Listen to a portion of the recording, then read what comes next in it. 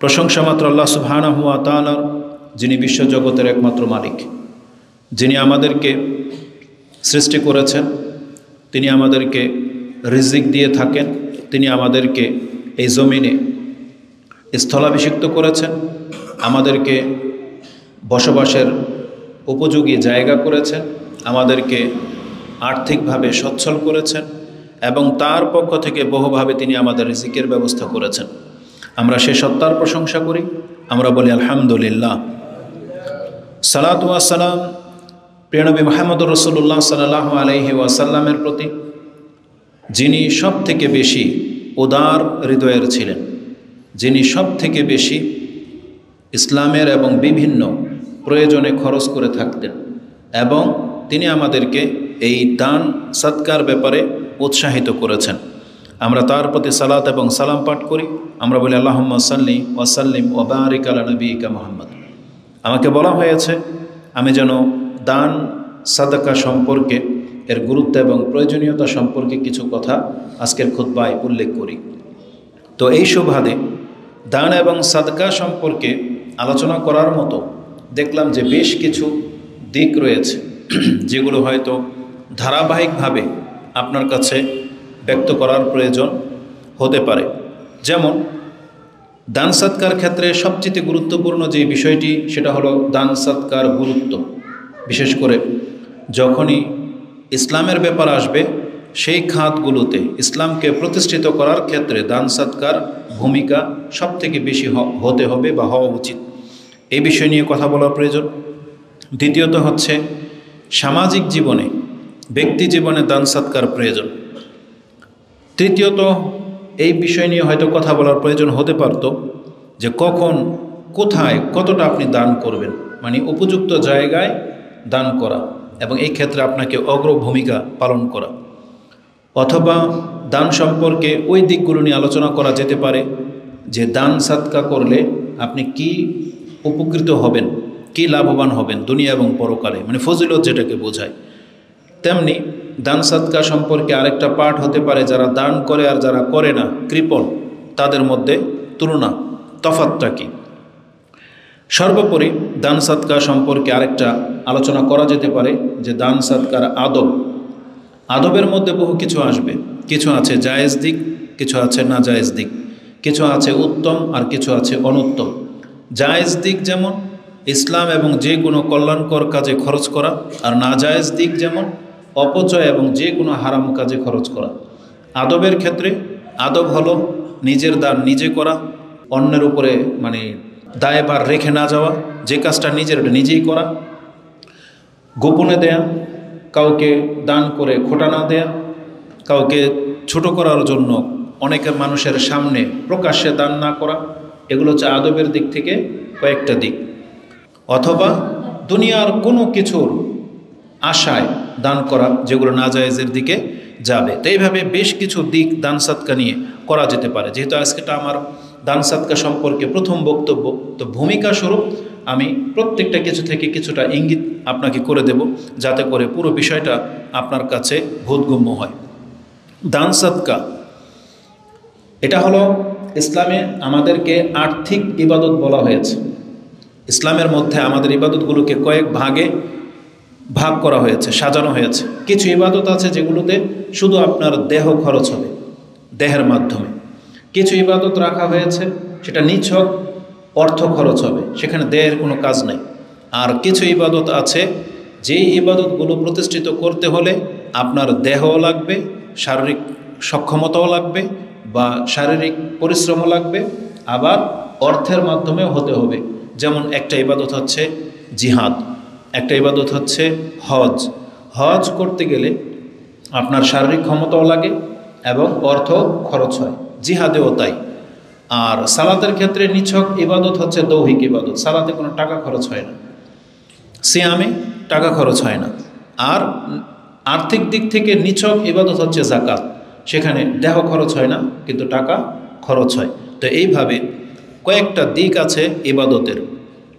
তার মধ্যে দান সাদকাকে আর্থিক ইবাদতের মধ্যে গণ্য করা হয়েছে, যেটা অর্থ দিয়ে করা সম্ভব। কেন আল্লাহ সুবহানাহু ওয়া তাআলা এই পৃথক পৃথক ইবাদতগুলো ভিন্ন ভিন্ন রূপে আমাদেরকে সাজিয়েছেন, যাতে করে একজন বান্দা যার জন্য যেই পথ যেই কাজ সহজ, সে যেন সেই সহজ কাজের মাধ্যমে সহসায় যেন সে নাজাত পেয়ে যেতে পারে। এটা হচ্ছে আল্লাহ সুবহানাহু ওয়া তাআলার মূল উদ্দেশ্য। এবং তিনি প্রত্যেকটা ইবাদতের পৃথক পৃথক মর্যাদা দিয়ে রেখেছেন, কোনোটার থেকে কম না। নামাজের ইবাদত আপন জায়গায় সবচেয়ে বেশি, আবার জাকাতের সওয়াব নেকি আপন জায়গায় অন্যান্য ইবাদতের চেয়ে বেশি। এভাবে আল্লাহ সুবহানাহু ওয়া তাআলা দান সাদকাকেও অন্যান্য পৃথক স্বতন্ত্র একটা ইবাদত করেছেন, যেটা অনেক বেশি মর্যাদাপূর্ণ। এই সম্পর্কে দুই একটা কথা বলবো, যেহেতু সময় বেঁধে দেওয়া হয়েছে যে সালাত 1:30টায় শুরু হবে। আল্লাহ সুবহানাহু ওয়া তাআলা দান সাদকার মাধ্যমে আমাদেরকে জান্নাতের পথকে সহজ করেছেন। আমরা সেই হাদিস জানি যে জান্নাতের 8টি দরজা রয়েছে। যদিও জান্নাত একটি, ওই একটি দরজাই যথেষ্ট ছিল প্রবেশ করানোর জন্য, কিন্তু আল্লাহ সেখানে 8 প্রকারের দরজার ব্যবস্থা করে রেখেছেন। এটার হিকমা সম্পর্কে আমরা যেটা জানতে পারলাম যে আল্লাহ সুবহানাহু ওয়া তাআলা এক একটা ইবাদতের সাথে এক একটা দরজাকে সম্পর্ক যুক্ত করেছেন, যে আমার কোনো বান্দা যে এই ইবাদতটা বেশি করতে পারবে সে যেন এই দরজা দিয়ে ঢুকে যেতে পারে। যার নামাজের মাত্রা বেশি সে সালাতের দরজায় যে ঢুকে যেতে পারবে। যে জীবনে কোনো দিন জিহাদ করতে পেরেছে সে শহীদের দরজা দিয়ে ঢুকে যাবে। যেই ব্যক্তি দান সাদকা বেশি করতে পারবে সে দান সাদকার মাধ্যমে জান্নাতে প্রবেশ করবে। আর রমজান মাস আসতেছে, যেটা স্বতন্ত্রভাবে একটা দরজা ওপেন হয়েই আসবে। এই একটা মাসকে যারা কাজে লাগাবে তাদের জন্য বাবুর রাইয়ান খুলে যাবে। এই সম্পর্কে আমাদেরকে ইঙ্গিত করা হয়েছে। হাদিসটি বুখারী এবং মুসলিম উভয় কিতাবে এনেছেন। হাদিস আবু হুরায়রা রাদিয়াল্লাহু তাআলা আনহু থেকে বর্ণনাকারী। বুখারীতে হাদিসটি 1897 এবং মুসলিমে হাদিসটি 2261-তে রয়েছে। বুখারীতে সাওম অধ্যায়, মুসলিমে যাকাত অধ্যায়। রাসূলুল্লাহ সাল্লাল্লাহু আলাইহি ওয়াসাল্লাম বলেন, মান আনফাকা যাওজাইনি ফি সাবিলিল্লাহ নুদিয়া মিন আবওয়াবিল জান্নাহ।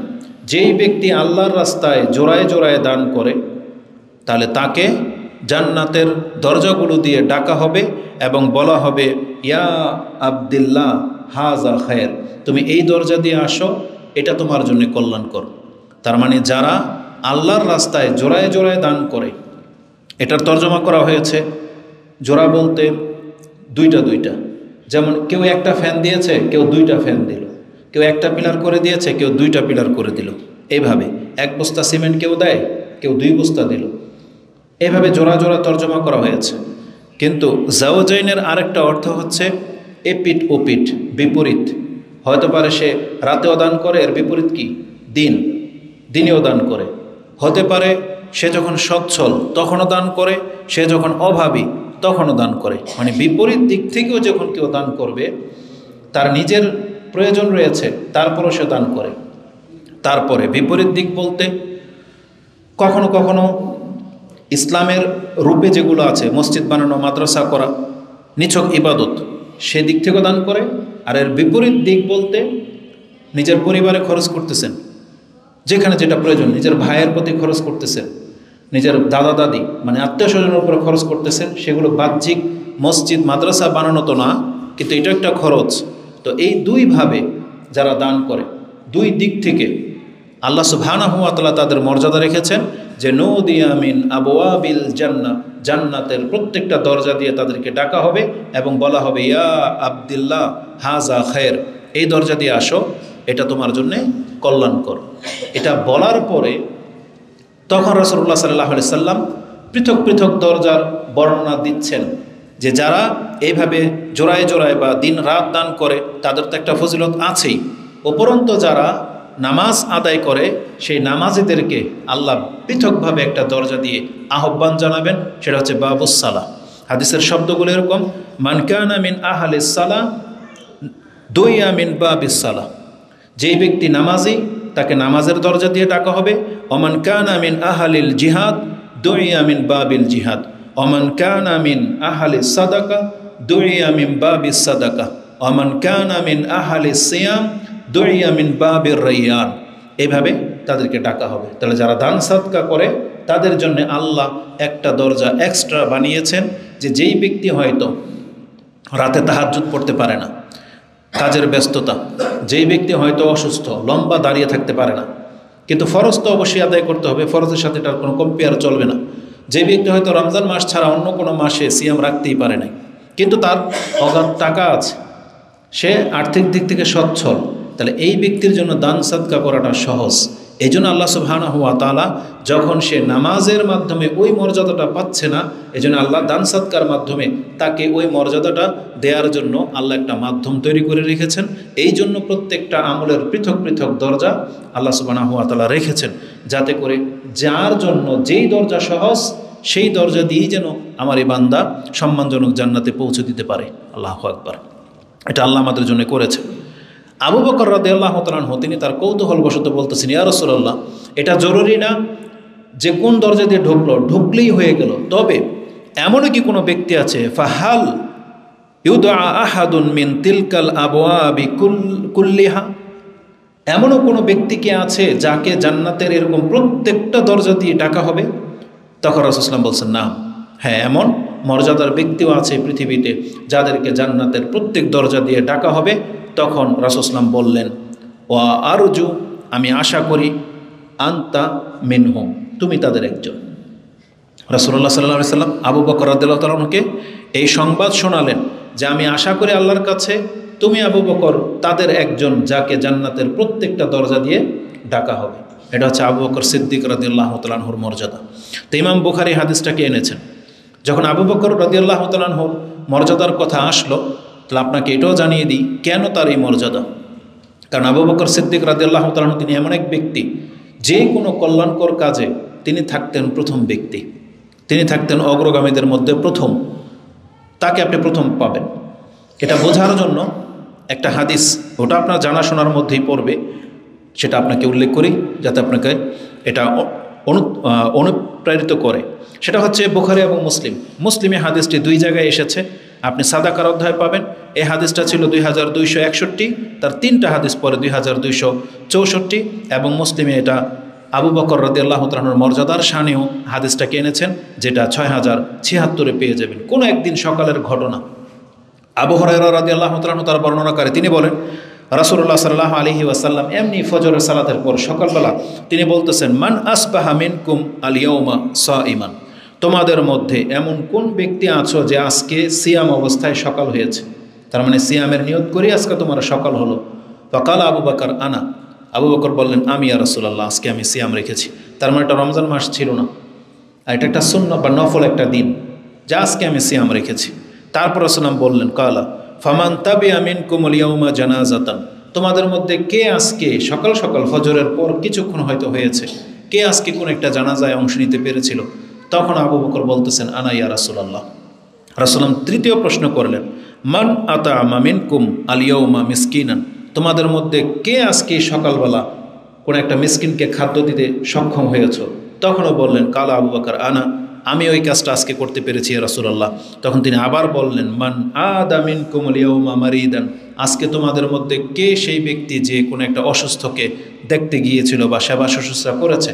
তার জবাবে আবু বকর রাদিয়াল্লাহু বলতেছেন, আনা ইয়া রাসূলুল্লাহ, এটাও আজকে আমি করতে পেরেছি।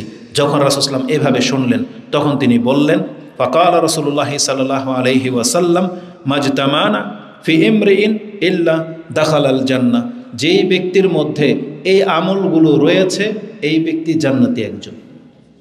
তার মানে যেই ব্যক্তি জানাজাতে অংশ নেয়, যেই ব্যক্তি মিসকিনকে খাদ্য দেয়, যেই ব্যক্তি অসুস্থকে দেখতে যায়, এবং যেই ব্যক্তি সিয়াম রাখে, তাহলে এই ধরনের কাজগুলো যার আমল নামার মধ্যে পাওয়া যাবে, তাহলে সেই ব্যক্তি জান্নাতীদের একজন। এটা রাসূলুল্লাহ সাল্লাল্লাহু আলাইহি সাল্লাম ঘোষণা করেছেন। আর আবু বকর রাদিয়াল্লাহু তাআলা আনহু সব ক্ষেত্রে তিনি অগ্রগামী, এই জন্য তাকে জান্নাতের যেই কোনো দরজা দিয়ে ডাকা হবে। এটা হচ্ছে আবু বকর রাদিয়াল্লাহু তাআলা আনহুর মর্যাদা। এই হাদিস থেকে আমি আপনাকে আরেকটা জিনিস দেখাতে চাচ্ছি, সেটা হলো আমাদের সমাজে দেখা যায় বেশ কিছু মুসলিম আছে, তারা হয়তো ভালো কাজ করে, কিন্তু যখন একাধিক ভালো কাজ তার সামনে চলে আসে, সে হয়তো কোনো একটাকে প্রাধান্য দেয়, বাকিগুলোকে ছেড়ে দেয়। অথচ ইসলামের নিয়ম হলো একজন ব্যক্তির দ্বারা যে কোনো কল্যাণকর কাজে অংশ নেওয়া সম্ভব, সেজন্য প্রত্যেকটা কল্যাণকর কাজে অংশ নেয়, কোনোটাকে যেন না ছাড়ে। যখন একাধিক রাস্তা খুলে দেবে, আল্লাহ সুবহানাহু ওয়া তাআলা খুলে দেবে বা তার সামনে চলে আসবে, সেজন্য প্রত্যেকটা রাস্তায় তার নিজেকে অংশ রাখার প্রচেষ্টা যেন করে। এ কথাটা কেন বললাম? আমাদের সমাজে দেখা যায়, বিশেষ করে হজের সময়, কুরবানির সময় প্রায় দেখা যায় বন্যার সিজন, ঝড় তুফানের সিজন চলে আসে। আর তখন কিছু মানুষ আছে যারা এরকম মন্তব্য করে যে এই বছর তো ঘূর্ণিঝড় হলো, বন্যা হলো বা ভূমিকম্প হলো, অথবা এই বছর তো খরা লেগে গেল। তখন এই যে হাজিরা, এই লোকগুলা এত টাকা খরচ করে তারা হজ কেন করে? এ টাকাগুলা দিয়ে তো এই বর্ণাঢ্যদের, এই দুর্ভিক্ষওয়ালাদের এই শীতের বস্ত্র বা বিভিন্ন এইসব জায়গায় দিতে পারে, এরকম মন্তব্য করে। তাহলে তাদের উদ্দেশ্যে বলবো, কুরবানির সিজন আসলে আপনি যুক্তি পেশ করে দেন কুরবানি না করার জন্য, যে কুরবানির টাকাগুলা গরিব মিসকিনদেরকে দিয়ে দেওয়ার জন্য। হজের সময় আপনি এই মন্তব্য করেন, তাহলে যেই বছর করোনার কারণে হজই বন্ধ ছিল, তাহলে কি ওই লোকগুলাকে হজের টাকাগুলাকে দান করেছে? করে নাই। তখন এই ফতোয়া কোথায় ছিল? যারা হজে যাবে তাদেরকে বলতেছেন না গিয়ে টাকাটা ওই বন্যাতদের মধ্যে বিতরণ করেন, অভাবীদের মধ্যে ঘরবাড়ি বানিয়ে দেন, যারা ঘূর্ণিঝড়ে ভেঙে গেছে তাদেরকে দিয়ে দেন, কুরবানির টাকাটা দিয়ে দেন। তাহলে যে বছর করোনার কারণে আল্লাহ সুবহানাহু ওয়া তাআলা সেই ইবাদতটাকে থামিয়ে দিলেন, বহু মানুষ কুরবানি করতে পারে নাই, বহু মানুষ হজে যেতে পারে নাই, বন্ধই ছিল। তাহলে কি এরা কি ফতোয়া দিয়েছিল যে তাহলে এই টাকাগুলো এখন দিয়ে দেন আপনি গরিবদেরকে? তা কিন্তু করে নাই। অথচ এরা ইসলাম পালন করার সময় যখন আসবে, তখন তাদের মানবতা জেগে যায়, তখন ইসলামের ইবাদতগুলো থেকে মুখ ফেরানোর জন্য এই রকমের যুক্তি তারা পেশ করে। এটা আদৌ কোনোদিন মুসলিমদের কল্যাণের কথা নয়, বরং জেনে নেন একজন মুসলিম তার জন্য কল্যাণকর হলো সে হজও যাবে, দানও করবে, কোরবানিও করবে, দানও করবে। এটা হচ্ছে তার জন্য কল্যাণকর। কারণ দেখেন, হজ, কোরবানি এগুলো মাঝে মাঝে আসে। হজ জীবনে একবার ফরজ, কোরবানি প্রত্যেক বছরে একবার আসে, তাও সংক্ষিপ্ত সময়ের জন্য। কোরবানির দিন পার হয়ে গেলে আপনার আর কোরবানি করা সম্ভবপর হবে না। তাহলে কোরবানির সময়টা যখন পার হয়ে যাবে, তারপরেও হয়তো আপনার কাছে টাকা আসবে, তখন কিন্তু আপনি কোরবানির নেকি আর পাবেন না। তো এই জন্য সময় মোতাবেক যেই কাজগুলো করাটা গুরুত্বপূর্ণ, সেই কাজে মুসলিমদেরকে অংশ নেওয়া উচিত, কোনো যুক্তি দাঁড় করানো উচিত না। প্রয়োজনে হলে আমরা এটা বলবো যে আপনি 1 লাখ টাকা দিয়ে গরু কোরবানি করতেন, তাহলে এই বছর যখন দুর্ভিক্ষ দেখা দিয়েছে, অভাব দেখা দিয়েছে, আপনি এক কাজ করেন, 50-60 হাজার টাকা দামের এটা করে দেন, বাকি 40,000 টাকা দান করে দেন। তাহলে 2টা নেকি আপনি পেয়ে গেলেন, আমরা এটা বলতে পারি। তো আমাদের মুসলিমদের উপর এটা দাওয়াত থাকবে, যেভাবে আবু বকর রাদিয়াল্লাহু তাআলা এবং সাহাবায়ে কেরামরা সব কল্যাণকর কাজে নিজেকে অংশ রাখতেন, আমাদেরকেও সব কল্যাণকর কাজে নিজেকে জড়ানো উচিত। কারণ কোন খাত থেকে আমি নাজাত পেয়ে যাব, এটা আমরা কেউ বলতে পারি না। এই জন্য আমাদের যে কোনো কল্যাণকর কাজে নিজেদেরকে অংশ রাখা অত্যন্ত জরুরি। তো আল্লাহ সুবহানাহু ওয়া তাআলা জান্নাতে যাওয়ার জন্য পৃথক পৃথক দরজা রেখেছেন। তার একটা দরজার নাম হচ্ছে বাবু সাদাকা, মানে দান সাদকার মাত্রা যাদের বেশি তাদেরকে এই দরজা দিয়ে জান্নাতে প্রবেশ করে দেওয়া, অনুমতি দিয়ে দেওয়া হবে। দান সাদকার দ্বিতীয় গুণ হলো, দান সাদকা যেমন মানুষকে জান্নাতেও নিতে পারে, দান সাদকা মানুষকে জাহান্নাম থেকে ঠেকিয়েও দিতে পারে। এটার একটা বৈশিষ্ট্য। কিছু কিছু ইবাদত আছে, ধরেন নামাজ আপনি পড়লেন, পাপ করলেন, নামাজ আপনাকে জাহান্নাম থেকে ঠেকাইতে পারবে না। কিন্তু দান সাদকার মধ্যে সে পাওয়ার আছে যে আপনি দান সাদকা করেছেন, আর কোনো কারণে যদি আপনি আটকে যান, সম্ভাবনা আছে বহু ক্ষেত্রে দান সাদকা আপনাকে জাহান্নাম থেকে মুক্ত করে দেবে। আল্লাহ সুবহানাহু ওয়া তাআলা দান সাদকার মধ্যে এতটা পাওয়ার রেখেছেন। রাসূলুল্লাহ সাল্লাল্লাহু আলাইহি ওয়াসাল্লাম থেকে এই মর্মে একটা হাদিস আমি আপনার কাছে পেশ করি, যেটা ইমাম মুসলিম কোট করেছেন 2237। তাতে আদি বিন হাতিম ক্বালা সামিআতু আন-নবী সাল্লাল্লাহু আলাইহি ওয়াসাল্লাম ইয়াকুল মান ইসতাতা মিনকুম আই ইয়াস্তাতিরা মিনান নারি ওয়ালাউ বিশিক্কি তামরাতিন ফালিয়াফআল। যেই ব্যক্তি জাহান্নাম থেকে বাঁচার জন্য আজকে তার কাছে কিচ্ছু নাই, শুধুমাত্র 5 টাকা 10 টাকা বা পকেটে একটা খেজুর পরিমাণ কিছু আছে, ঘরে 1 মুঠ চাউল আছে, আর কিচ্ছু নাই তার কাছে দেওয়ার মতো, ভিক্ষুক তার ঘরে চলে আসছে, বা দান করার একটা মুহূর্ত চলে আসছে। যেমন অনেক সময় মসজিদে বা বিভিন্ন ক্রিটিক্যাল জায়গার মধ্যে অনেকে আবদার করে যে আপনারা দান করেন, আর ওই মুহূর্তে আপনার কাছে দেওয়ার মতো কিছু নেই, 5-10 টাকাই আছে শুধু। রাসূলুল্লাহ সাল্লাল্লাহু আলাইহি ওয়াসাল্লাম বলেছেন ওই ব্যক্তির উচিত তাহলে এতটুকু দিয়ে হলেও সেজন্য নিজেকে জাহান্নাম থেকে মুক্ত করে নেয়। রাসূলুল্লাহ সাল্লাল্লাহু আলাইহি ওয়াসাল্লাম ওটাকেও মানে ধরে রাখতে নিষেধ করেছে যে এতটুকুই দিয়ে দাও, এটাই যেহেতু তোমার সামর্থ্য আছো তাহলে এতটুকুই দিয়ে দাও, এটাকে তুমি নগণ্য ভাববে না। আর এটা কেমন ভাববে না যে আমার তা আছে 10 টাকা, আমি এখন যাব কিভাবে, যদি এখান থেকে তাকওয়া মসজিদে যাওয়ার ব্যাপার হয় যে আমার কাছে 10 টাকা আছে, যদি আমি 10 টাকা দিয়ে দিতে যাবো কিভাবে। ওই ব্যক্তিদের ক্ষেত্রে কিন্তু এটা, যেমন আজকে আমার কাছে 1 লাখ টাকা আছে, আমি এখন দান সাদকা করতেছি না, কারণ আমার সামনে আমার মেয়ের বিয়ে, আমার ছেলের এটা, আমার চিকিৎসা, অমুক তমুক, মানে কত কিছু, আমি বাড়ি করব, কত কিছু প্ল্যান করে রাখে না।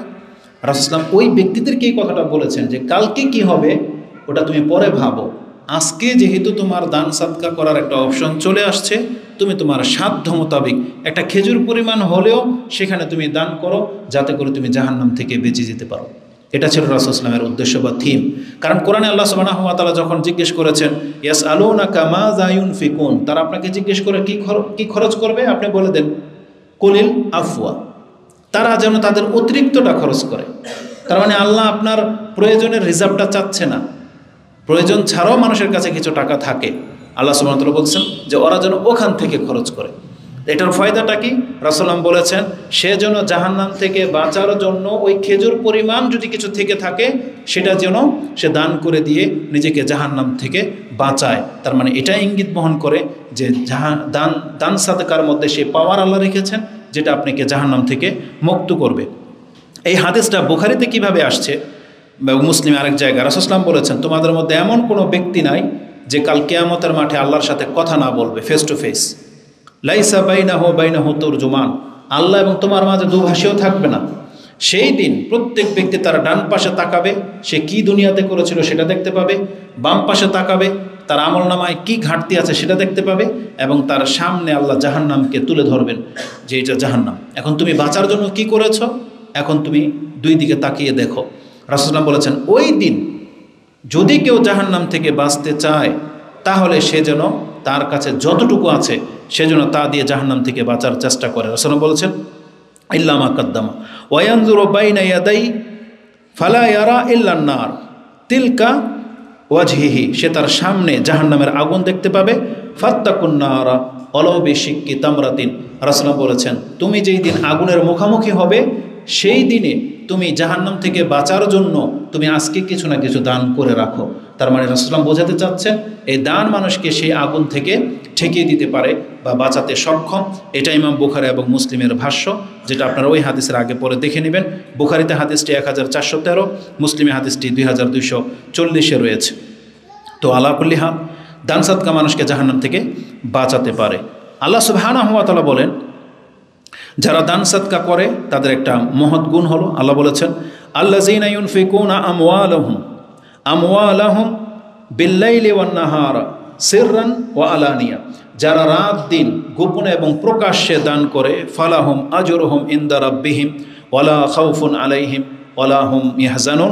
সূরা বাকারার 274 নম্বর আয়াতে আল্লাহ বলেন নিশ্চয়ই যারা প্রকাশ্যে দান করে, গোপনে দান করে, রাতে করে, দিনই করে, মানে সব সময় দানের মধ্যে থাকে, তাদের জন্য আল্লাহর কাছে একটা পারিশ্রমিক রাখা আছে এবং তাদের কোনো ভয় নাই, তাদের কোনো চিন্তা নাই। মানে তারা জান্নাত হারাবারও কোনো চিন্তা নাই, ভয় নাই, আর জাহান্নামে পড়তে হবে এমন কোনো ভয় তাদের করা উচিত না, কারণ আল্লাহ তাদেরকে ভয়মুক্ত করে দিয়েছেন এই আয়াতে যে যারা সব সময় দান করে। দান করার উত্তম পন্থা হলো গোপনে। এই যে আয়াতটা বললাম এখানে আল্লাহ সুবহানাহু ওয়া তাআলা নিয়ম বলেছেন সিররান ওয়া আলানিয়া। এটা বলতে গিয়ে আল্লাহ গোপন কথাটাকে আগে এনেছেন। নিশ্চয়ই যারা গোপনে দান করে এবং প্রকাশ্যে দান করে, প্রকাশ্যে কথাটা পরে আনছেন। তার মানে আল্লাহর কাছে গোপন দানটাই বেশি গুরুত্বপূর্ণ।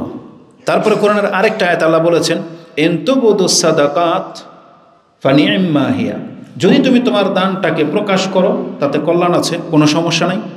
ওয়া ইন তুখফুহা ওয়া তু'তুহাল ফুকারা, তবে তুমি যেটাকে গোপন করো আর যদি এটা তুমি মিসকিন টাইপের লোকদের মাঝে বেশি বিতরণ করো, গরিবদেরকে, তাহলে ফাহুয়া খায়রুল লাকুম, ফাহুয়া খায়রুল লাকুম, তাহলে এটা তোমার জন্য কল্যাণকর। তার মানে আল্লাহ সুবহানাহু ওয়া তাআলা প্রকাশ্যে দানের কথাও বলেছেন, কিন্তু বলেছেন যদি এর চাইতে বেটার কিছু চাও তাহলে তুমি গোপনে দান করো এবং অভাবীদের মধ্যে দান করো, তাহলে এটা খায়রুল লাকুম, তোমার জন্য বেশি কল্যাণকর। তার মানে গোপনে দান করার ফজিলত সবচেয়ে বেশি। আল্লাহ সুবহানাহু ওয়া তাআলা কোরআনের আরেক জায়গায় বলেছেন উভয়কেই নেকি দেওয়া হবে, কাউকে ঘাটতি করা হবে না। তবে যারা গোপনে দান করে তাদের মর্যাদা আল্লাহর কাছে সবচেয়ে বেশি। এবং তাদের মর্যাদা সম্পর্কে একটা হাদিস অবশ্যই জানেন যে সাবাতুন ইউজিল্লুহুমুল্লাহু ফি জিল্লিহি ইয়াওমা লা জিল্লা ইল্লা জিল্লু। বিচারের মাঠ এত কঠিন হবে, সেখানে আল্লাহ একটা বিশেষ ছায়ার ব্যবস্থা রেখেছেন। সেখানে আল্লাহ বিশেষ গুণওয়ালা ব্যক্তিদেরকে স্থান দেবেন, সেখানে আর কেউ ঢুকতে পারবে না। তাদের এক শ্রেণীর ব্যক্তি হচ্ছে যারা দান সাদকা করে ফা আখফাহা, গোপনে দান করে। সেই কথাটা এভাবে এসেছে ওয়ারাজুলুন তাসাদ্দাকা বি সাদাকাতিন, একজন ব্যক্তি যে দান করে ফা আখফাহা, সে এতটাই গোপনে দান করে হাত্তা লা তা'লামু শিমালুহু মা তুনফিকু ইয়ামিনুহু, তার বাম হাত জানে না যে ডান হাত কি বের করে দিয়ে দিল। তার মানে কি? তার মানে সে নিজেও কোনোদিন জানে না তার পকেট থেকে এখন কয় টাকা নোট বেরোবে, সে হাত দিয়েছে দিয়ে দিল, সে নিজেও জানে না। এটাই তার বাম হাত না জানারই অর্থ বহন করে। তবে যেই ব্যক্তিরা চালাক, আগে থেকে এখানে আমি 10-20 টাকার নোট যদি রাখি, তাহলে আমি হয়তো দেখলাম না, কিন্তু আমার জানা আছে এখানে 20 টাকার নোটে আছে, 100 টাকার নোটে আছে। আল্লাহ সুবহানাহু ওয়া তাআলা যেন এটাও চাচ্ছেন না যে পছন্দ করতেছেন না। আপনার পকেটে কিছু টাকা আছে, আপনি হাত দিলেন প্রয়োজন অনুযায়ী। উপরে সাধারণত বড় নোটগুলো থাকে, ভিতরে সাধারণত ছোট নোটগুলো থাকে। ব্যক্তি বিশেষ অবস্থা ভেদে আপনি ওইভাবে হাত দেন, তাও আপনার কিছুটা জানলেন। কিন্তু অন্যান্যরা যারা দান করে তারা আর দেখে না পকেটে কি আছে, কোন পকেটে কি আছে, একটা কিছু দিয়ে দেয়, এরকম বলা হয়েছে অর্থ। তার মানে যেই ব্যক্তি তার বাম হাত জানে না ডান হাত কি ব্যবহার করলো, তাহলে এরকম গোপনে দান করার প্রতি আল্লাহ সুবহানাহু ওয়া তাআলা উৎসাহিত করেছেন। এখানে দানের একটা আদবের কথাও রয়েছে। ইমাম বুখারী এই হাদিসটাকে এনেছেন যে দান করলে ডান হাতে করতে হবে। কোন হাতে করতে হবে? ডান হাতে করতে হবে। দেখেন, সব কিছু ডান হাত ব্যবহার করা, এটি ইসলামের একটা আদব। এই জন্য দান করার সময়ও আপনি গাড়িতে বসে আছেন আর ভিক্ষুক এই পাশে আসছে, আপনি অনেকে দেখা যায় যে আপনি এই পাশে কিছু দিয়ে দিলেন বাম হাতে, এটা উচিত নয়। আপনাকে ডান হাতে দান করতে হবে, কারণ হাদিসের ভাষাটা এরকম যে তার বাম হাত জানে না ডান হাত কি দান করলো। তার মানে বোঝা যাচ্ছে যে ডান হাতে আদান প্রদান করতে হবে। খেতে বসলে অনেক সময় এটা হয়, যিনি মেহমান খেতে বসছে, মেজবান কি করে বা পাশের ভাই কি করে, বাম হাতে তার পাতে তুলে দিচ্ছে, আপনি কিন্তু বাম হাত ব্যবহার করলেন। আবার উনিও কিন্তু প্লেট বাম হাতে এগিয়ে দেয়, এটা চলবে না, এটা জায়েজ নাই। আপনি ওই ডান হাত দিয়ে এগিয়ে দিবেন, সেও ডান হাত দিয়ে আপনাকে দেবে। যদি চামিজ নষ্ট হয়ে যাওয়ার ব্যাপার হয় তাহলে তাকে বলতে হবে আপনি রেখে দেন, আমি নিয়ে নিই। আপনারটা আপনি বাম হাতে নিয়ে নেন, সমস্যা নাই, কিন্তু অন্যের কাছ থেকে বাম হাতে নেওয়াও যাবে না, বাম হাতে অন্যকে দেওয়াও যাবে না। এটা হচ্ছে ইসলামিক আদব। তো আল্লাহ সুবহানাহু ওয়া তাআলা গোপনে দান করার এই মর্যাদা রেখেছেন, যেটা আপনি বুখারী এবং মুসলিমের হাদিসে পেয়ে যাবেন 1423 এবং মুসলিমের হাদিসটি 2270-এ রয়েছে। দান বা খরচ করার ফজিলত সম্পর্কে এই কতগুলো কথা আমরা জানলাম যে দানকারীর জন্য আল্লাহ একটা জান্নাতে দরজা প্রস্তুত করে রেখেছেন, দানকারীকে আল্লাহ জাহান্নাম থেকে মুক্ত করার ঘোষণা করে দিয়েছেন। গোপনে দানকারী বিচারের মাঠে আরশের আজিমের ছায়ার নিচে পাবে, তাদের জন্য দুনিয়াতেও রয়েছে, শুধু এটা পরকালে না। আজকে অধিকাংশ মানুষ এগুলোকে ফেক বা হালকা পাতলাভাবে নিয়ে থাকে বা মনে করে। যেমন আমরা দেখেছি, বিশেষ করে রাস্তার মোড়ে টেবিল বিছিয়ে যখন মসজিদের জন্য, মাদ্রাসার জন্য টাকা কালেকশন করে, একটা ভাষা হয়তো আপনি শুনেছেন, তারা বলে দিয়ে যান ভাই দিয়ে যান, এই দুনিয়ায় দান করিলে আখিরাতে পাওয়া যায়। শুনেছেন কি না? কথা তো সত্য, কথা সত্য, তবে আংশিক। মানে এই দুনিয়ায় দান করলে শুধু আখিরাতে পাওয়া যাবে এমন না, দুনিয়াতেও পাওয়া যায়। কোরআনে আল্লাহ সুবহানাহু ওয়া তাআলা দুনিয়ায় নগদ আপনাকে দেবেন এ ওয়াদা আল্লাহ সুবহানাহু ওয়া তাআলা করেছেন যে আপনি যা দিলেন এই দুনিয়াতে তো আপনাকে তার বদলা পরিপূর্ণ দিয়েই দেওয়া হবে। বরং আল্লাহ বলেছেন আমি 10 গুণ রিটার্ন করবো তোমাকে। তুমি 10 টাকা দিবে, আমি তোমাকে 100 টাকার ব্যবস্থা করে দেবে, এটা আল্লাহ বলেছেন। কোনো না কোনোভাবে আপনাকে 10 টাকার মালিক আল্লাহ করবেন। 1 টাকা দিলে, আপনি 10 টাকা দিলে আল্লাহ আপনাকে 100 টাকার মালিক করবে, এটা আল্লাহর ওয়াদা। আল্লাহ বলেছেন কাউকে আমি 700 টাকা পর্যন্ত রিটার্ন করবো। এটা হচ্ছে দুনিয়া। আর পরকালে কি বললাম, জান্নাতের দরজা খুলে যাবে, জাহান্নাম থেকে আপনাকে ঠেকিয়ে দেবে, হাসরের মাঠে আপনাকে ছায়া করে রাখা হবে। এই বেনিফিটগুলো পরকালে রয়েছে। আর দুনিয়ার নগদ হলো যেই ব্যক্তি দিবে, আল্লাহ তাকে 10 থেকে নিয়ে 700 গুণ যে কীভাবে মালিক করে তার একটা এক্সাম্পল আল্লাহ টেনেছেন, যেটা সূরা বাকারার মধ্যে পেয়ে যাবেন। তাতে আল্লাহ বলেছেন মাসালুল্লাযীনা ইউনফিকুনা আমওয়ালাহুম ফি সাবিলিল্লাহ কামাসালি হাব্বাতিন আম্বাতাত সাবআ সানাবিলা ফি কুল্লি সুমবুলাতিন মিয়াতু হাব্বা আল্লাহু ইউদাইফু লিমান ইয়াশা ওয়াল্লাহু ওয়াসিউন আলিম। এই আয়াতটার মধ্যে আপনি দেখে নেন, আল্লাহ একটা এক্সাম্পল দিয়েছেন, আর এত চমৎকার উদাহরণ, এটা আপনার চিন্তাশীলদেরকে থ করে রেখে দেবে এবং আপনার অন্তর আল্লাহর দিকে ঝুঁকাতে সাহায্য করবে। আগে মূল কথাটা বলি, তারপরে যুক্তিটা পেশ করব। আল্লাহ সুবহানাহু ওয়া তাআলা বলতেছেন, আল্লাহ যে তোমাকে 1 টাকার বিনিময়ে 700 টাকা দিতে সক্ষম, তুমি কিভাবে বুঝবা? তুমি তোমার ধান গাছ নাও, যারা ধান রোপণ করো, গম রোপণ করো, জব, ভুট্টা রোপণ করো, তুমি বলো তো দেখি জমিনে তুমি কয়টা দানা ফেললা? একটা দানা থেকে তো একটা গাছ জন্মে না? সেই গাছ 7টা শীষ বের করে দেয়। কয়টা শীষ? 7টা শীষ। আর প্রত্যেক শীষে আল্লাহ 100টা করে দানা দেয়। আপনি ফেলেছেন একটা ধান, ওই ধান গাছ 7টা শীষ বের করে দেয়। আর প্রত্যেকটা শীষে যদি 100টা করে দান থাকে, তাহলে একটা দানে আপনি কয়টা পেলেন? 700 দান। এইভাবে যদি 1 মণ আপনি রোপণ করেন, তাহলে আপনার ঘরে আসবে 700 মণ। তাহলে মানুষ তো এভাবেই স্বাবলম্বী হয়, এভাবেই না কৃষকরা বেঁচে আছে। 1 মণই তো রেখে দেয় চাষাবাদ করার জন্য, তারপরে সে যা পায় পায়, কেউ 500 মণ পায়, কেউ 100 মণ পায়, যে যার রিজিকে যা আছে সে পায়। কিন্তু আল্লাহ বর্ধিত করে দেয় কিনা? আল্লাহ বলতেছেন, দুনিয়াতে তুমি তো পাচ্ছ বান্দা, তারপর আমার এই কথার ক্ষেত্রে তোমার এত অনীহা কেন? কেন তোমার অবিশ্বাস? যখন তোমার চোখের সামনে আমি দেখিয়ে দিলাম একটা আম গাছে একটা সিজনে কয়েক লাখ আম তোমার গাছে আমি ধরিয়ে দিই, তারপর তুমি আমার এই দিনের ক্ষেত্রে, খরচ করার ক্ষেত্রে তোমার কেন এই জিনিসটা মাথায় আসে না? এই জন্য আল্লাহ সুবহানাহু ওয়া তাআলা এই দান ক্ষেতের উদাহরণ দিয়ে বলেছেন, যেভাবে একটা গাছ 7টা চারা বের করে দেয়, আর 7টা শীষের মধ্যে 100টা করে যদি তুমি দান দেখতে পাও, তাহলে 700টা দান তুমি পাচ্ছ। আমি আল্লাহ তোমাকে আর কিভাবে বুঝাইতাম? আল্লাহ সুবহানাহু ওয়া তাআলা আমাদেরকে দেখিয়ে দিয়েছেন। এটার বলেছি দলিল। এখন যুক্তি কি দেখেন, এটা যে কোরআনের আয়াত, মুহাম্মদ সাল্লাল্লাহু আলাইহি ওয়াসাল্লাম কোনোদিন তার মাথা ওই পর্যন্ত যাবে না বা যায়নি। কারণ মুহাম্মদ সাল্লাল্লাহু আলাইহি সাল্লাম কোনোদিন ধান চাষ করেননি, গম ক্ষেত করেননি। বরং আমি বলতে পারি, কোনো কৃষক যারা ধান চাষ করেছেন, আপনি জীবনে কোনোদিন গুণে দেখেন নাই যে একটা ধান গাছে কয়টা শীষ বেরোয়, আপনিও গণেন নাই কোনোদিন। আর একটা শীষের মধ্যে কয়টা দান হয়, এটাও আজ পর্যন্ত কারো মাথায় আসে নাই। এটা যদি কোরআনের আয়াত আল্লাহর পক্ষ থেকে নাজিল করা না হতো, কোনো মানুষের দ্বারা এটা সম্ভব না যে সে এইভাবে কোনো এক্সাম্পল পেশ করতে পারে। অতএব কোরআন যে আল্লাহর পক্ষ থেকে এসেছে, এই আয়াতটা হচ্ছে তার একটা চূড়ান্ত দলিল। এই জন্য যারা সন্দেহায় ভোগে, তাদেরকে এই ধরনের কথা থেকে শিক্ষা নিতে হবে, যেটা মুহাম্মদ সাল্লাল্লাহু আলাইহি ওয়াসাল্লামের বানানো কথা হতে পারে না, কারণ তিনি কোনোদিন ধান গাছ চোখেই দেখেনি। আর তিনি যখন এই এক্সাম্পল দিয়েছেন, এটা স্রষ্টা ছাড়া কোনো বিজ্ঞানী এভাবে ভাবে নাই যে আমি দেখি একটা ধান গাছ থেকে কয়টা বেরোয়। তা আল্লাহ সুবহানাহু ওয়া তাআলা আমাদের ঈমানকে হেফাজত করুন, আমিন। তাহলে এইভাবে আল্লাহ সুবহানাহু ওয়া তাআলা মানুষকে 700 গুণ দিয়ে থাকেন মাত্র 3 মিনিট। দান বা খরচ না করলে ক্ষতি কি? যারা দান সাদকা করে না, একজন ফেরেশতা প্রতিদিন নাজিল হয় তার জন্য বদদোয়া করে, আর যারা দান করে তাদের জন্য দোয়া করে থাকে। তিনি এইভাবে দোয়া করেন, আল্লাহুম্মা আতি মুনফিকান খালাফা। তারপরে বলেন, আল্লাহুম্মা আতি মুমসিকান তালাফা। প্রত্যেকটা দিন 2 জন করে ফেরেশতা সূর্যের সাথে উদিত হয় পৃথিবীবাসীর উপরে। একজন আল্লাহর কাছে দোয়া করতে থাকেন, আল্লাহ আজকে যারা দান সাদকা করবে, মুনফিকান খালাফা। দেখেন দোয়ার মধ্যে এটা আছে যে আজকেও যা কিছু খরচ করবে, আল্লাহ তার বদলা তুমি তা দিয়ে দাও। খালাফা তার খেলাফ, তার বদলা তুমি দিয়ে দাও, তার মানে তার জন্য ঘাটতি না থাকে। আর যারা ধরে রেখেছে তাদের এটাকে তালাফা, মানে ধ্বংস করে দাও, তার ওটা রিজার্ভটাও যেন নষ্ট হয়ে যায়। তাই দেখা যায় যে যারা ব্যাংকে বা কোথাও টাকা রিজার্ভ করে রেখেছেন, কোনো না কোনো প্রয়োজনে সেগুলো আল্লাহ খরচ করে রাস্তা করে দিয়েছে। আপনার বড় অ্যাক্সিডেন্ট লেগে গেল, অসুস্থ হয়ে গেল, কি হলো না হলো, চুরি হয়ে গেল, ব্যাংক ডাকাতি হয়ে যায়, কত কি হয়ে যায়, সে টাকা আপনার রিজার্ভ আল্লাহ বের করবেনি কোনো না কোনোভাবে।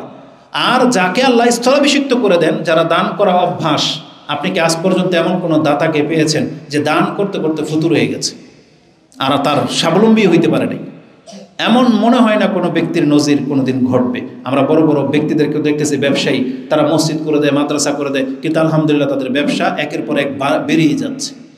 অতএব আল্লাহ সুবহানাহু ওয়া তাআলা দানকারীকে তার স্থলাভিষিক্ত দুনিয়াতেও দিয়ে দেন, আর যারা কৃপণতা করে তাদেরকে আল্লাহ হালাক করে দেওয়ার, তার সম্পত্তি নষ্ট করে দেওয়ার, এটা আল্লাহ সুবহানাহু ওয়া তাআলা ওয়াদা নিয়েই নিয়েছেন। দান যারা করে এবং যারা করে না, আসতে গিয়ে একটা চমৎকার একটা আয়াত চোখে পড়েছে, সেটা আমি আপনাকে বলে দিই। যারা দান করে, করতে পারে তার, আর যে দান করে না যদিও তার কাছে অনেক টাকা, এই 2 ব্যক্তির মধ্যে আল্লাহ এমন একটা দৃষ্টান্ত পেশ করে দিয়েছেন, আপনি অবাক হয়ে যাবেন। আল্লাহ বলেছেন, যে দান করে না তার উদাহরণ হচ্ছে একটা দাস, কৃতদাসের মতো। আর যে দান করে তার উদাহরণ হচ্ছে মালিকের মতো। ব্যাপারটা কেমন জানেন? আপনি দোকানের ক্যাশিয়ারে বসে আছেন, একজন ভিক্ষুক আসলো, বলল যে আমার অনেক বড় বিপদ, আমাকে অনেকগুলো টাকা দান করেন। এই কর্মচারী, কৃতদাসও না, কর্মচারী কি বলবে? যেটা আমার দোকান না, মালিক নাই, পরে আসো, মালিকের কাছে বলে না। কিন্তু মালিক থাকলে, ধরেন দোকানের মালিক আমি, সব টাকা আমার, আমি যেখান থেকে 500 দিয়ে দিই, আমাকে কি কাউকে জবাবদিহিতা করতে হবে? জবাবদিহিতা করতে হবে। কিন্তু কর্মচারী হলে আমাকে জবাবদিহিতা করতে হবে, যে আমার মালিকের পারমিশন ছাড়া আমি দিতে পারবো না। আর কৃতদাসের রেজাল্ট কি জানেন? কৃতদাস ওর ক্ষমতাই নাই এটাকে টাচ করবে, বরং ওর নিজের মালিক না। কর্মচারী 2, 4, 5, 10 টাকা দিয়ে দিতে পারে ক্যাশে থেকে, কর্মচারী হলে দিতে পারে, কিন্তু কৃতদাসের এই ক্ষমতাটা নেই। আল্লাহ কৃতদাসের সাথে তুলনা করেছেন যারা কৃপণ। কারণ কৃতদাস যেমন তার ব্যক্তির মালিক না, ঠিক আল্লাহ বলেছেন এই লোকগুলো পয়সার মালিক হয়েও এই জন্য কৃতদাস, কারণ সে কৃতদাসের মতো ওই মর্যাদার লোক। আর যারা দান করে তারা মালিকের মর্যাদার লোক, কারণ মালিক হলে আপনি দিয়ে দিবেন, কেউ আপনাকে ঠেকিয়ে রাখতে পারবে না। কোরআনের আয়াতটা বলি, এখানে আরেকটা সূক্ষ্ম নোক্তা বলে দিয়ে বক্তব্য শেষ করে দেব। আল্লাহ সুবহানাহু ওয়া তাআলা বলেছেন, দারাবাল্লাহু মাসালান আবদান মামলুকান লা ইয়াকদিরু আলা শাই। আমি তোমার কাছে একটা এক্সাম্পল পেশ করতেছি একটা কৃতদাসের, যে নিজে কোনো কিছু করার ক্ষমতা রাখে না, ওর ব্যক্তির স্বাধীনতা নাই।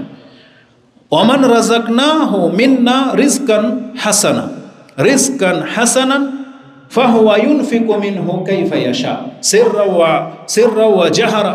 আর যাকে আমি অর্থ সম্পদ দিয়েছি বা কিছুর মালিক করেছি, ও গোপনে প্রকাশ্যে যখন খুশি তখন দান করতে পারে। হালিয়াস্তাও, এই দুই ব্যক্তিকে সমান। তার মানে একজন ব্যক্তি টাকার ব্যাগ নিয়ে আপনার সাথে সাথে হাঁটতেছে, ওর এখান থেকে একটা টাকা খরচ করে একটা পানি কেনার ক্ষমতা নাই। আর আপনি মালিক, টাকা হয়তো আপনার কাছে নাই, কিন্তু আপনি অর্ডার করলে এখান থেকে 500 কাউকে দিয়ে ফেলতে পারবেন। এই পার্থক্য হচ্ছে টাকা ক্যারি করে যারা আর মালিক যারা। মালিক আর বহনকারের মধ্যে এই পার্থক্য। আজকে আমরা অধিকাংশ মুসলিম হয়ে গেছি ওই ক্যারি করা লোক, মানে বহন করা লোক। আমি আর আপনি যেন বোঝাতে চাই যে এগুলোর মালিক হয়তো আমি না, কিন্তু আল্লাহ আমাদের অন্তরটাকে, আমাদেরকে টাকা পয়সার মালিক তো করেছেন, কিন্তু অন্তরটাকে করে দিয়েছেন কৃতদাসের মতো। আমরা যেন মালিকের মর্যাদায় উঠিয়ে আসতে পারতেছি, এমন হওয়া উচিত নয়। এজন্য যাকে যতটা আল্লাহ সুবহানাহু ওয়া তাআলা দিয়েছেন, আমাদেরকে তত থেকে ইসলামের পক্ষে বিভিন্ন প্রয়োজনে আমাদেরকে খরচ করতে হবে, না হলে আমাদের অবস্থাটা কৃতদাসের মতো হয়ে যাচ্ছে।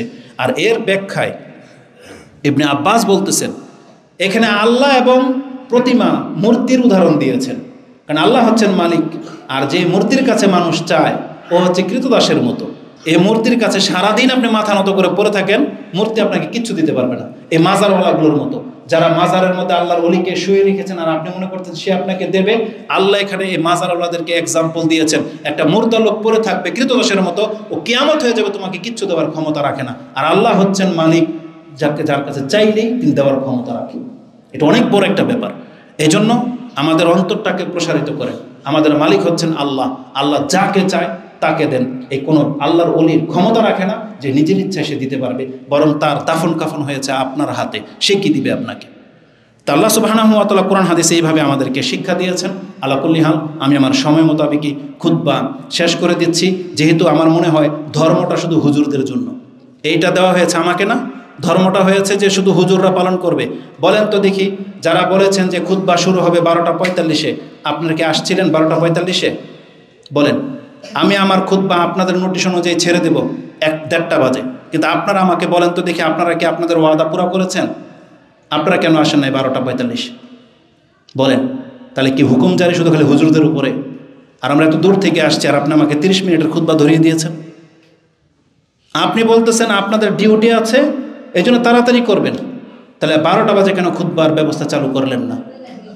1টা বাজে আপনাকে ছেড়ে দিতাম, আপনি আধা ঘন্টা আরও রেস্ট নিতে পারতেন ফ্যামিলির সাথে। এইসব আইন ধর্মের ক্ষেত্রে চলবে না। আল্লাহ বলেছেন তুমি ইসলামে ঢোকো, কিন্তু আপনি নিজে পরিচালক হয়ে বসে আছেন। আল্লাহ আমাদেরকে হেদায়েত করুন। আকুলু লিকাউলি হাযা আস্তাগফিরুল্লাহ লি ওয়া লাকুম ওয়া লিসাইরিল মুসলিমিন ফাস্তাগফিরু ইন্নাহু হুয়াল গফুরুর রহিম।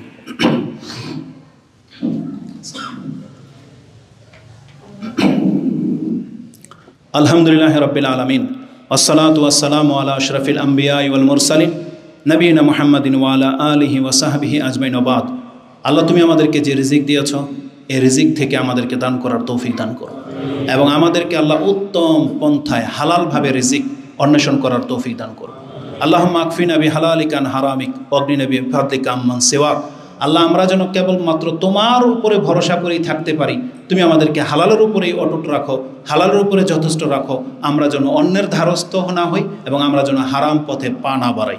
এবং আল্লাহ সুবহানাহু ওয়া তাআলা এই যাবত আমরা যে যা কিছু করেছি, দান সাদকা যতটা পেরেছি, আল্লাহ তুমি কবুল করো এবং এর বিনিময়ে তুমি আমাদের জান্নাতের পথকে সুগম করো। সুবহানাকাল্লাহুম্মা রাব্বানা বিহামদিকা আশহাদু আল্লা ইলাহা ইল্লা আনতা আস্তাগফিরুকা ওয়া আতুবু ইলাইক। আসসালামু আলাইকুম ওয়া রাহমাতুল্লাহি ওয়া বারাকাতুহু।